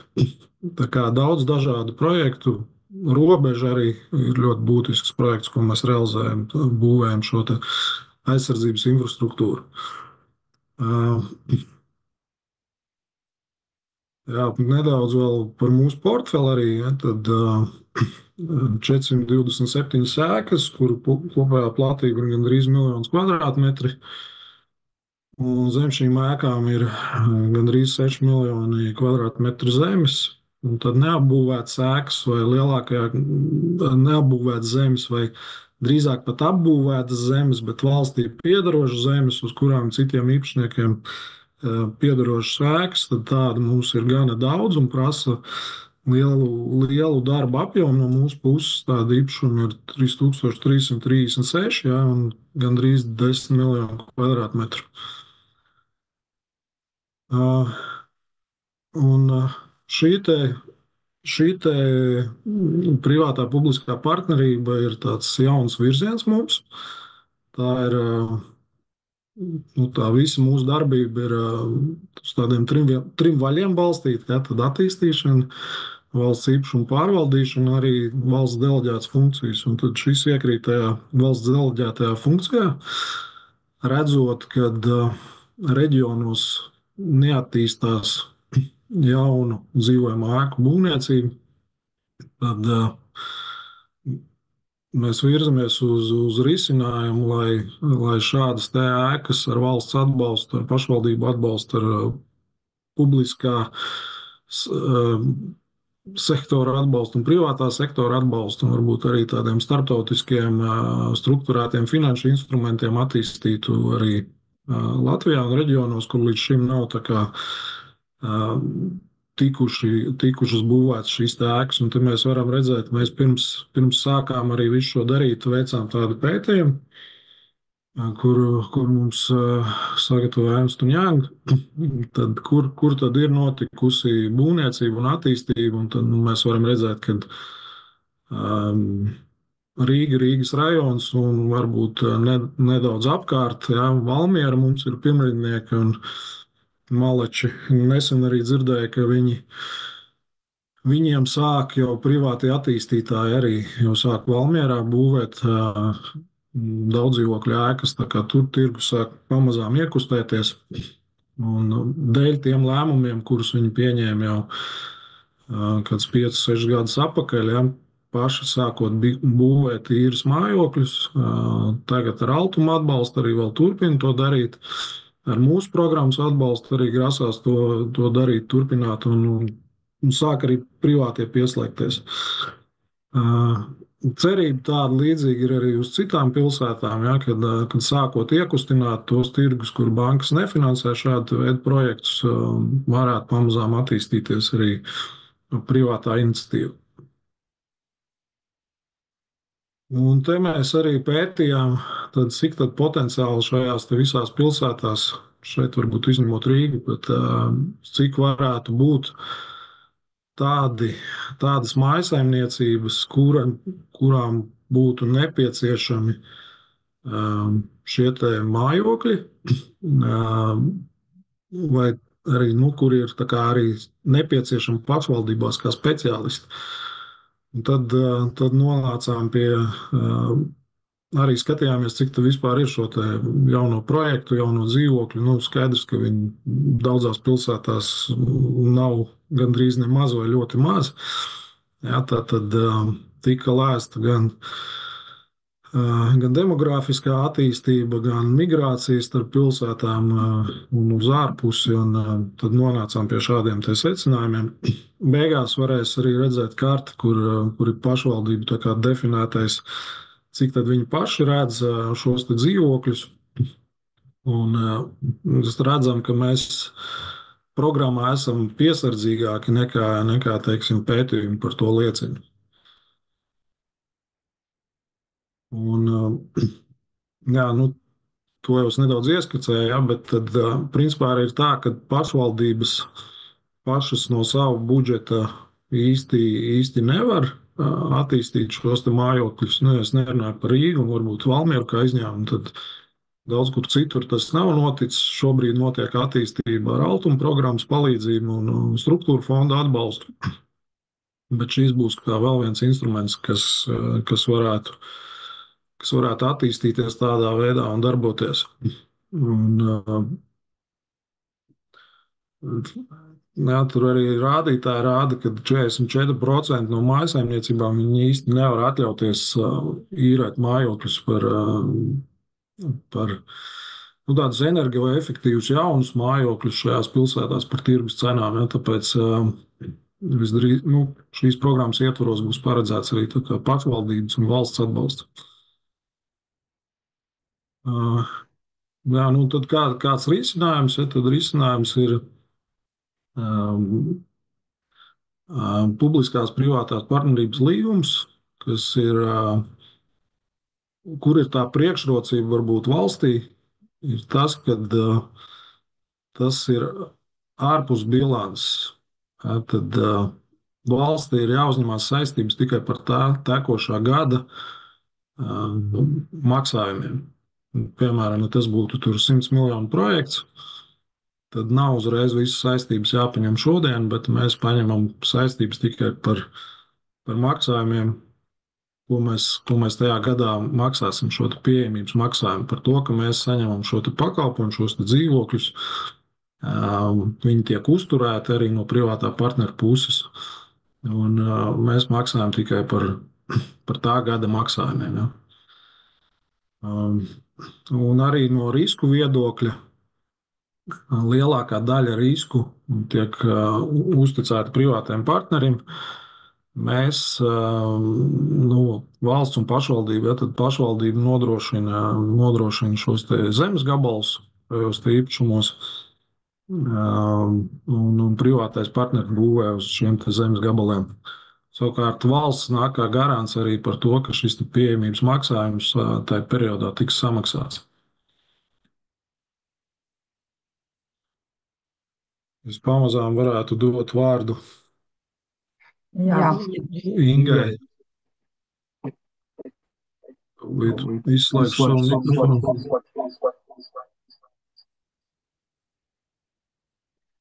Tā, labrīt.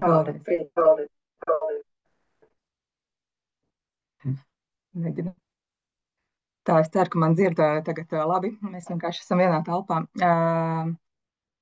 Tā es mēģināšu tālāk pastāstīt, tātad, kas tad īsti šī programma Mīras mājokļi Latvijas speciālistiem ir mazliet detalizētāk.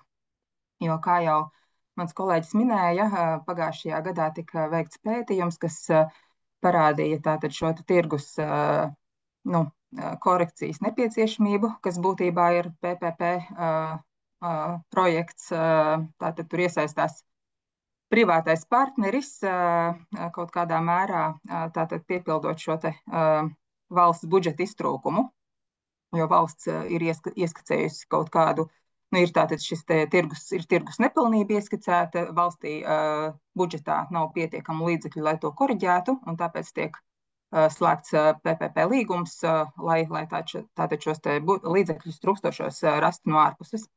Un šis viss tika aprakstīts, tirgus pētījums veikts un programma izstrādāt lielā mērā tā programmas ideja pagājušā gada pirmajā pusē, un tad pagājušā gada jūnija sākumā informatīvais ziņojums ministru kabinetā tika skatīts un tika pieņemts lēmums, kurā tātad valsts nekustamiem īpašumiem tiek deleģēta šī te funkcija, šo te programmu tālāk attīstīt un pārstāvēt arī valsti, vēlāk slēdzot publiskās privātās partnerības līgumu. Programmas mērķis ir nodrošināt pieejamus īres mājokļus Latvijas speciālistiem, jo, kā jau arī kolēģis minēja, tātad ārpus varbūt Rīgas un Pierīgas tālāk reģionos šo te jauno mājokļu faktiski viņu praktiski gandrīz nav, daudz kur ir neierobežotā skaitā, tādēļ veidojas lielas rindas, vai arī vienkārši nav iespējas pie šādiem te mājokļiem mūsdienīgiem, energoefektīviem tikt. Un arī reģionos ir grūti piesaistīt labus speciālistus, ja nav iespējams šādus te mājokļus nodrošināt, jo skaidrs, ka mēs visi gribam dzīvot kvalitatīvā vidē. Un tātad atbildīgās institūcijas ir Finanšu ministrija, kas virza šo te programmu, bet, protams, iesaistīta ar Ekonomikas ministriju, kas atbild par mājokļu politiku valstī, valsts nekustamie īpašumi, tātad mēs, kas faktiski, kuriem deleģēts ir īstenot šo programmu un piesaistam pašvaldības, jo šis viss ir tātad tiek darīts ar mērķi pašvaldībās attīstīt dzīvojamo fondu. Tā, un tātad par projektu īstenošanu atbildīgi nekustamie īpašumi, nodrošinot nepieciešamos resursus un vadību. Šobrīd esam noslēguši lielu, faktiski pirmo tāda apjoma konsultāciju līgumu ar Eiropas investīciju banku, kas mums nodrošina starptautisku ekspertu komandu, kas palīdz šo te programmu strukturēt, lai veidotu tādus projektus, kas ir interesanti gan vietējam tirgumu būvniekiem. Cerams, ka būs šī te interese veidot vietējo uzņēmumu, speciālu uzņēmumu PPP projektā. Ceram, ka šis te apjoms būs, bet vienlaikus tam ir jābūt tādam, lai piesaistītu starptautiskos investorus, tajā skaitā pati Eiropas investīcija banka, nākot ar šo te konsultāciju līgumu, palīdz mums veidot šo programmu tādu, lai viņi paši varētu piedalīties kā šie starptautiskie finansētāji uz ļoti izdevīgiem nosacījumiem ilgtermiņā. Tas, kādi ir sagaidāmie rezultāti, sākotnējais mērķis bija 1000 pieejami īres dzīvokļi. Arī sākotnējā Ernst & Young pētījums, ko kolēģis minēja, bija patestēt vispār, vai Latvijas pašvaldības būtu ieinteresētas šādā programmā. 1000 dzīvokļi tika definēti, jo tas ir, reiķinājām vienkāršot, ka 1000 dzīvokļi varētu būt apmēram 100 miljonu šie te kapitāla ieguldījumi, kas būtu tas optimālais projekta apjoms starptautisko investoru piesaistei. Bet tirgus šis pētījums parādīja, un pašvaldību interesi parādīja, ka tā interese ir daudz lielāka.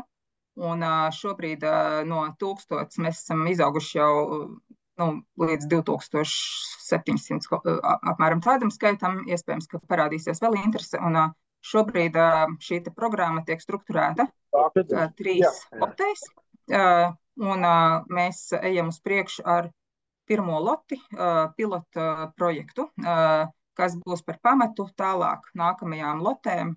Cerams, strādājam pie tā, lai šis pilotu projekts būtu tāds pamats, kas gan attīstītu valsts nekustamo īpašumu kompetenci, gan tātad mēs izstrādājam visu gan normatīvo aktu bāzi pašvaldībās, gan likumdošanas izmaiņas veicam, gan arī visus finanšu ekonomisko aprēķinu. Tātad pilotu projektam tas mums tiek izstrādāts ar Eiropas Investīciju bankas ekspertu piesaisti, bet lielā mērā, lai tālāk varētu vienkāršāk un ātrāk arī nākamos projektus uz tā būvēt. Tā, varbūt es ieskicēšu, kas tad vispār raksturo publisko-privāto partnerību, vēlreiz jau pieskāros, bet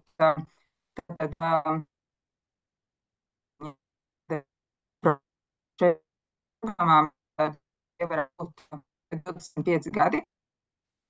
Es vēl piebildīšu, ka visa šī programma strukturēšana un tā tālāk, viss tas ir šobrīd izstrādē. Droši vien, varbūt, ja esat kaut ko dzirdējuši, tas viss ir izstrādē. Neesam vēl ne līdz līgumam tikuši. Esam ļoti aktīvā procesā, tāpēc iespējams, ka mums arī varētu būt šodien atbildēt visiem jautājumiem, jo vēl tas Latvijai optimālais, ideālais modelis, kā to visu strukturēt un darīt, vēl tiek meklēts. Bet jebkurā gadījumā plāns ir, ka tie varētu būt 25 gadi pieejamības maksājums. Maksājam tātad par to, ka šis privātais partners nodrošina gan šo mājas to risinājumu savu individuālo projektēšanai, būvniecībai, gan pēc tam uzturēšanu. Un tātad valsts un pašvaldība dalīti maksā par šo pakalpojumu. Nevis vienkārši, kad tiek uzcelts, samaksāts un viss ar to arī atbildība beidzās. Tātad publisko-privāto partnerību tātad raksturo rezultātu definēšanu. Tātad mēs definējam savas prasības, kādu mēs vēlamies rezultātu, bet privātais partneris ir brīvs tajā savā piedāvājumā. Viņš var meklēt labāko, finanšu resursu optimālāko risinājumu un arī ilgtspējīgāko. Jo, protams, ka šī privātā publiskā partnerība ietver to, ka projekta dzīves cikls ir ļoti garš un arī mājokļa šis dzīvilde ir daudz garāk nekā jebkurā parastā būvniecības projektā. Jo šajā gadījumā tātad pirmkārt ir šis pieejamības periods, bet tad, kad tas beidzas, tad šis dzīvojamais fonds tiks nodots atpakaļ pašvaldībām. Un uz to brīdi jau tagad tiek definēts līguma projektā visas tās prasības, kāds būs jāievēro, kādā kvalitātē šiem mājokļiem ir jābūt uz to nodošanas atpakaļ pašvaldībai brīdi. Faktiski pašvaldībai tiks arī pēc 25 gadiem nodots dzīvojamais fonds, ka būs kalpot spējīgs vēl 25 gadus. Pašā projektā jau sākotnēji tiek kalkulētas un definētas visas projekta dzīves cikla izmaksas, ieskaitot uzturēšanas izmaksas. Lielā mērā riski tiek uzlikti privātajiem partnerim. Tas arī nozīmē to, kāpēc tas projekts ir ārpus bilances. Maksājumi tiek veikti privātajiem partneriem un tiek nodrošināts šis privātais finansējums. Valsts budžetā nav nekādas lielas sākotnējās investīcijas, tātad valsts budžetā tikai tie pieejamības maksājumi pa gadiem, bet pamata investīcijas nāk no privātās sektora, gan bankām, gan pašam privātiem partneriem ir jānodrošina arī savs pašfinansējums. Tā arī par to, kas nav publiskā privātā partnerība. Es nezinu, cik gan jau daļai no jums varbūt ir iespējams iepriekšējais kaut kāds priekšstats, varbūt arī zināšanas, bet jebkurā gadījumā tas nav tāds bezmaksas pasākums tik un tā, lai arī tas finansējums nāk no privātā sektora. Protams, ka valsts un pašvaldība maksā par šo te projektu. To pieejamības maksājuma periodu laikā. Tas arī nav tikai, publiskā privātā partnerība nav tikai finansēšanas veids, tā ir tātad daļa no šī daudzpusīgā projekta, no šīs pierādītās tirgus nepilnības, no valsts vajadzības, ir tā tiek pierādīts, valsts ir pierādījusi, ka šis projekts šādā veidā ir pats efektīvākais šī izaicinājuma risināšanai, problēmas risināšanai. Ilgtermiņā, tātad, kā jau es teicu, tātad privātais finansējums nav iemesls vienīgais, kāpēc izmantot privāto publisko partnerību. Un viss šis process, protams, ka nav vienkāršs, jo tātad ir iesaistīts ļoti daudz ieinteresētās puses. Tas prasa ļoti pamatīgu sagatavošanos, īpaši privātā partneru pusē, jo viņam jau pašā sākumā ir jāizkalkulē, cik tas viss izmaksās. Pēc tam privātā publiskā partnerība ir lieliski tajā ziņā, ka pēc tam nav pieļaujama kaut kāda cenu kāpums. Var cikot, jau pašā sākumā tiek definēts tās projekta izmaksas, un tādas viņas arī paliek visus tos 25 gadus. Un tas nav ātrs darījums. Tas prasa vairāku gadu sagatavošanos. Šajā procesā liekas, ka viss iet uz priekšu ļoti lēnām, iespējams kādam, bet visu laiku norit pamatīgs darbs, lai tātad tam visam sagatavotos. Tā, un vēl par PPP modeļiem. Viņi ir dažādi. Varbūt divi biežāk izmantotie, varbūt, ko esat pamanījuši, īpaši iespējams, ka citās valstīs izmantojot, piemēram, maksas ceļus, kas tad nozīmē, ka tas ir PPP modelis, kur lietotājs maksā pat no privātajiem partneriem par pakalpojumu. Privātais sektors attiecīgi uzņemas pakalpojumu pieprasījumu risku, tur var arī būt daļējs valsts atbalsts, un tā tad ir kaut kāda naudas soda par nekvalitīvu pakalpojumu. Latvijā šāds šobrīd, tātad jūs zināt, mums ir tātad viens PPP projekts, kas ir Ķekavas apvedceļš, kas ir ceļš, bet mēs esam izvēlējušies jau šo te otro variantu, kad maksā valsts vai pašvaldība. Un arī šim PPP pieejama mājokļu programmā paredzam šo te otro variantu, kad tiklīdz šis aktīvs ir nodots lietošanā, tad tā tiek uzsākt regulāri maksājumi privātajiem partneriem, tie saucamie pieejamības maksājumi. Maksājumi tiek veikti tikai tad, ja ir nodrošināta šī aktīva pieejamība.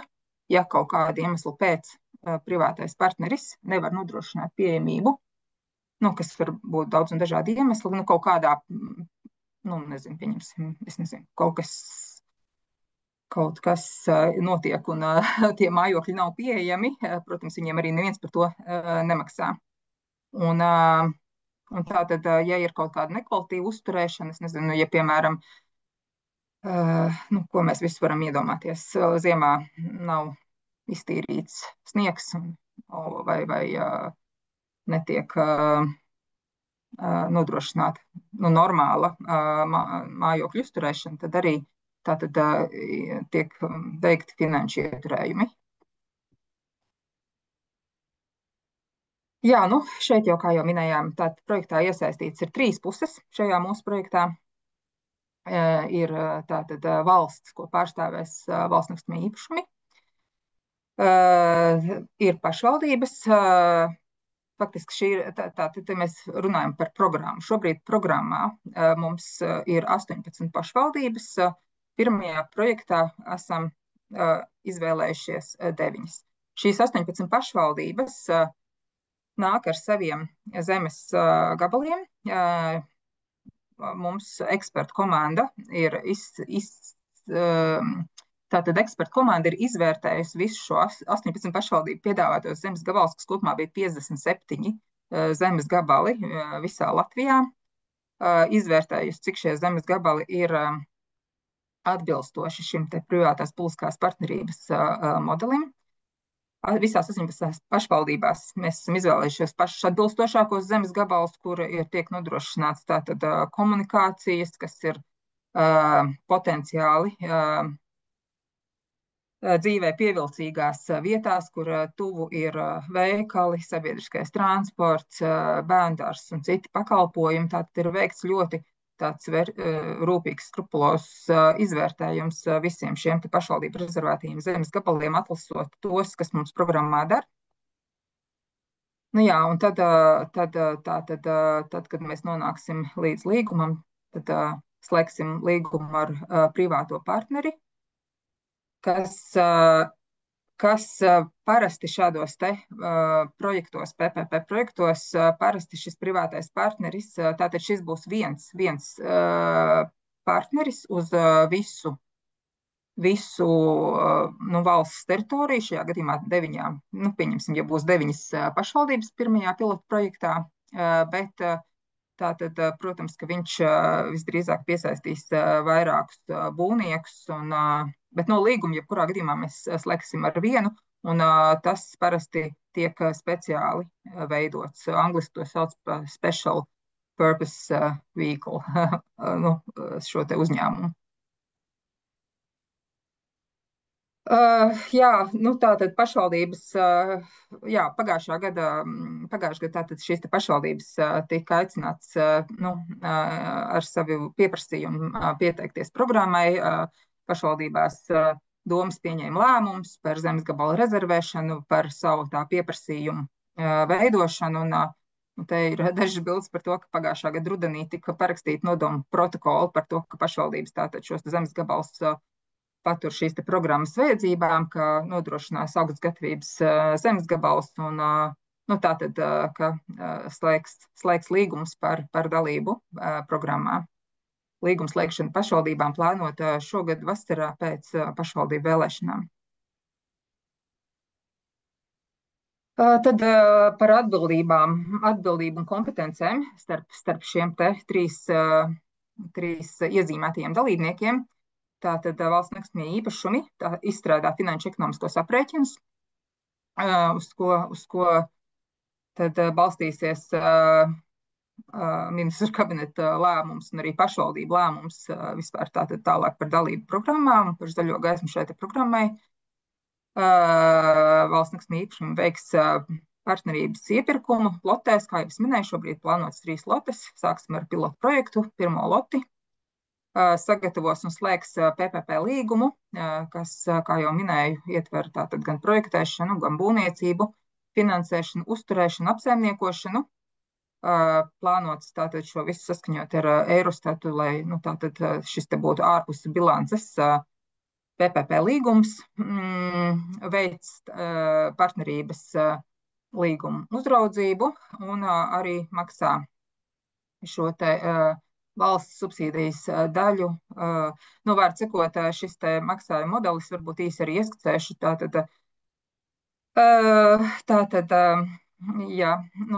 Labi, mums laikam slaids nav par šo atsevišķi, bet varbūt es tomēr īsi ieskicēšu, kā tad tie maksājumi ir plānoti. Ir tātad valsts subsīdijas daļa, ir pašvaldības daļa, ir arī tātad iedzīvotāji maksā īres maksu, bet tātad, kā jau minēju, tas pieejams cenas īres dzīvoklis nozīmē, ka šis te pašvaldības speciālists, ko pašvaldība katra pati definēs, kādi speciālisti viņai nepieciešami, ka viņš maksā pieejamu īres cenu, kas tiks definēta katrā pašvaldībā, protams, atšķirīgi.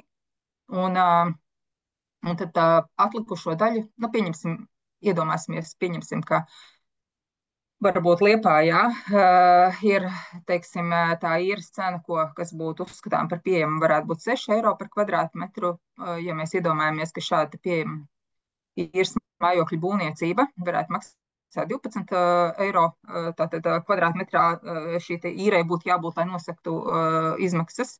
tad atlikušos 6 eiro dalīs valsts un pašvaldība ar savu daļu. Un tātad valsts subsīdijas daļa būs daļa no šiem atlikušiem 6 eiro.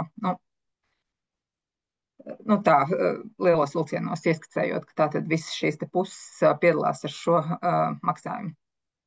Tātad par ko pašvaldības atbildība ir tātad pievienoties šim te izstrādātajiem PPP līgumam. Faktiski mēs pašvaldībām slēgsim atsevišķus līgumus, jo PPP līgumus slēgsim mēs ar to privāto partneri, un ar pašvaldībām mums būs atsevišķi līgumi. Tas ir pašvaldības nodod augstas gatavības projekta īstenošanas zemi. Pašvaldību pusē ir tātad pieprasījuma risks, jo arī šobrīd mēs ļoti strādājam ar pašvaldībām, vēlreiz pārvērtējot tātad šo te pieprasījumu pašvaldības pusē, lai jau izvairītos no tā, ka varbūt pašvaldība ir pārāk bijusi optimistiska, definējot to pieprasījumu, un pēc tam nevar piepildīt ēku, vai arī dažos gadījumos varbūt ir pārāk piesardzīga, bet skatāmies, lai tas pieprasījums būtu definēts optimāli, bet ne tikai tāds dzīvokļu skaits, bet arī, piemēram, sadalījums pa 1 istabas, 2 istabas, 3 istabas, 4 istabas dzīvokļiem, jo ļoti būtiski arī tas ietekmē, protams, izmaksas un arī nepieciešamo zemes gabalu lielumu, no kādiem dzīvokļiem tad tā māja ir veidota, bet šobrīd katra pašvaldība pati izvēlas to viņas prāt optimālo procentuālo sadalījumu starp dzīvokļiem. Un tad beigās pašvaldība saņem atpakaļ gan zemi, gan ēkas no privātā partnera. Pašvaldība esam viesojušies visās pašvaldībās, un pašvaldībai, protams, jāmēģina pēc iespējas nodrošināt ātri šī projekta dokumentācijas izskatīšana arī savās būvvaldēs un laba sadarbība ar būvvaldēm. Un pašvaldība veidos saistošos noteikumus, kuros definēs tad, kas ir tie viņai nepieciešamie speciālisti. Privātais partneris tātad slēdz PPP līgumu, saņem no pašvaldības zemi lietošanā un apsaimniekošanā, izstrādā būvprojektu, vārds sakot, veic visus šos te jau iepriekš uzskaitītos soļus, finansē, piesaistot šīs starptautiskās bankas, veic māju uzturēšanu, apsaimniekošanu, un gala beigās nodod to visu labā kārtībā atpakaļ pašvaldībai. Labi, tālāk. Tātad, kādi ir līdz šim nozīmīgākie projekta posmi? Tātad mums ir bijis šis pilnvarojums VNI pagājušā gada jūnijā. Tālāk ir lēmums par to, ka mēs uzsākam finanšu un ekonomisko aprēķinu izstrādi. Esam noslēguši līgumu ar Eiropas Investīciju banku. Esam noslēguši nodomu protokols ar pašvaldībām, un šobrīd notiek padziļināta izpēte, ko jau pieminēju, šo gan zemes gabalu izpēte, gan pašvaldību vispār dažādu veidu kapacitātes izpēte un finanšu un ekonomisko aprēķinu sagatavošana. Tātad, kā jau minēju, arī šovas ir paredzēts slēgt vienošanās ar pašvaldībām pēc pašvaldību vēlēšanām, lai jaunās pašvaldību vadība uzņemās lēmumu par iesaisti šajā projektā. Balstoties uz finanšu ekonomiskajiem aprēķiniem un pozitīviem pašvaldību lēmumiem, mēs dodamies ar ziņojumu uz ministru kabinetu, un tajā brīdī ministru kabinets lemj tātad gan par to valsts budžeta apmēru, gan visu šo te modeli, un tad dod zaļo gaismu tālāk iepirkuma organizēšanai un veikšanai. Un tālāk tiek veikts publiskā, tas ir privātā partnera atlase un iepirkuma process, un plānots, ka būvniecības darbi uzsākas attiecīgi tad, kad tas ir beidzies. Tur ir tādi diezgan slaidā varat redzēt, ļoti grūti prognozēt, kā šis te viss projekts precīzi, cik laika paņems, bet ceram, ka no 30. gada iespējams, ka jau varēs dot īrniekiem atslēgas. Jā, un vēl par normatīvo aktu izmaiņām. Tātad šobrīd tiek virzīti grozījumi likumā par palīdzību dzīvokļu jautājumu risināšanā, jo līdz šim valstī dzīvumā fonda nodrošināšana ir bijusi pilnībā pašvaldības kompetence, bet šie te grozījumi šajā likumā paredz to, ka arī valsts var palīdzēt šī jautājuma risināšanā, un tātad šis te atļaus kapitāla sabiedrībai šo te projektu realizēt. Bet esam jau nonākuši līdz atbalstam otrā lasījumā, un faktiski līdz jāņem ceram, ka šīs te normatīvu aktu izmaiņas jau būs īstenotas. Un tad te ir karte. Tātad te var redzēt visas pašvaldības, kas vispār iesaistījās šajā programmā līdz šim. Bija vēl dažas pašvaldības, kas izteica interesi, bet lai iesaistītos programmā, ir piemēram, viens no kritērijiem, kas tik starptautisko ekspertu definēts, bija mājokļu minimālais apmērs, kas bija 48 dzīvokļi. Un tad, ja pašvaldības izteica interesi, bet šī interese bija par mazāk dzīvokļiem, teiksim, kādiem 20, mazāk par 48, tad mēs nevarējām viņas šobrīd uzņemt programmā. Bet te var redzēt tātad, tās pelēkās. Tās ir kopumā visas, un tad ar sarkanu ir tās, kas ir šobrīd atbalstīts pilotu projektam, bet, protams, vēl tiek turpināts darbs. Pilotu projektam atlasītās pašvaldības ir atlasīts ar rezervi. Tātad šeit šis te 1128 dzīvokļi ir lielāks kapeks nekā mums minimāli nepieciešami. Mēs līdz ar to esam gatavi, ka arī ne visas šīs te 9 pašvaldības slēgs vienošanās ar mums par dalību pirmajā lotē, bet šobrīd ir uzrunāts tātad šīs. Jā, un vienlaicīgi mums arī paralēli turpinās darbs ar 2. un 3. loti. Jau esam pašvaldībām nosūtījuši informācijas pieprasījumu arī tālāk par 2. un 3. loti, un arī esam uzrunājuši Eiropas padomes attīstības banku ekspertu piesaistē 2. un 3. lotes finanšu ekonomisko aprēķinu izstrādē, tā ka pirmā lote tikšana pirmajā lotē nenozīmē, ka, vai pareizāk sakot, netikšana nenozīmē, ka šis te projekts kaut kur atkāpjās nezināmā nākotnē. Tas vienkārši nozīmē to, ka, iespējams, ka, būs mazliet jāpagaida, bet jebkurā gadījumā arī strādāsim ar 2. un 3. loti, lai īstenot programmu un pašvaldību pieprasījumu pilnībā. Tas laikam ir šobrīd no mums tāds īsts pārskats, bet iespējams, ka ir kādi jautājumi. Tā, kolēģi, jautājumi? Tā neredzu, gadījumā ir čatā. Čatā pagaidām jautājumi. Čatā pagaidām jautājumu nav. Tā, kolēģi, droši jautājiet.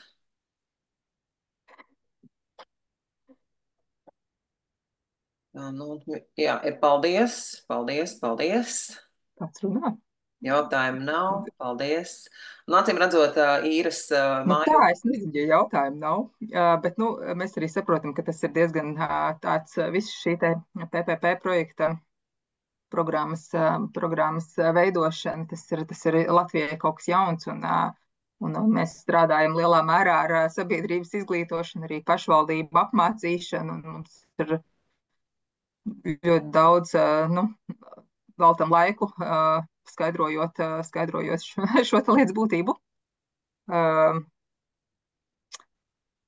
Jā, teiksim paldies un prieks par šādu te programmu. Un redzam un zinām to, ka arī reģionos būs pieejami jauni mājokļi speciālistiem, par ko ir tiešām patiesi prieks. Jā, paldies Ingai un Ģirtam no valsts nekustamajiem īpašumiem. Un novēlam visiem priecīgas brīvdienas. sauli brīvdienās. Paldies! Atā! Paldies! Paldies! Paldies!